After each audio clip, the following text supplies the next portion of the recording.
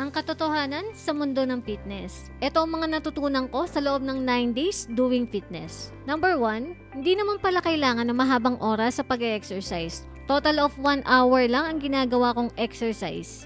Kahit na may intense physical fitness kami with my coach, 1 hour lang yun. Number 2, hindi naman pala kailangan na everyday intense exercise ang gagawin.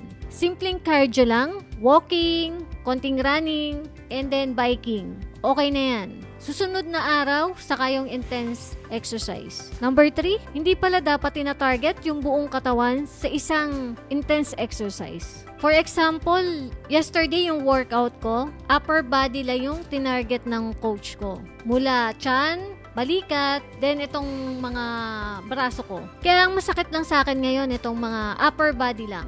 Kaya tolerable pa rin yung pain niya, nagagawa ko pa rin naman yung mga dapat kong gawin.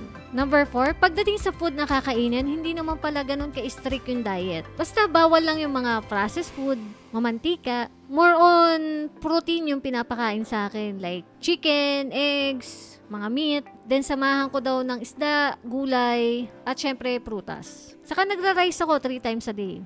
Kailangan bumigat yung timbang ko ng 3 kilo. Pero dapat maging muscle siya at hindi fats. So yun yung matinding workout na kailangan. Number 5, napaka-importante pala ng fitness coach. Mapapabilis na to ang progress mo. For example, from point A to point B. Madali kong mararating yung point B dahil may coach na umaalalay sa akin. So yung gusto kong resulta, in 3 months, pwede ko na siyang ma-achieve. Basta susundin ko lang yung sinasabi ng coach ko.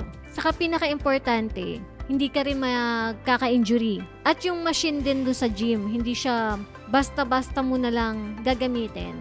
May tamang posisyon din. At kung ilang ulit mo lang i-repeat yung exercise na yun.